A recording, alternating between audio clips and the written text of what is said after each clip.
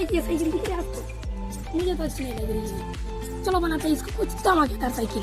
Cycle को धमाकेदार बनाने के लिए हमने इस डब्बे का कुछ इस तरीके से काट लिया, आप देख सकते हैं। अभी हम इसको लगाएंगे साइकिल के टायर में, तो चलो लगाते हैं। तो हम इसमें अभी फटाफट से बांध लेते हैं इसको अच्छे तरीके से, जब ताकि ये टायर चलने पर टूटे ना।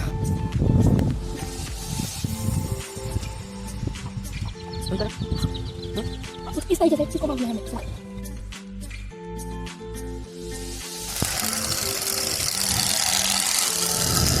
कुछ इस तरीके से आप भी बना सकते हैं अपनी साइकिल को मजेदार, जैसे ही किसी डब्बे को लगा के।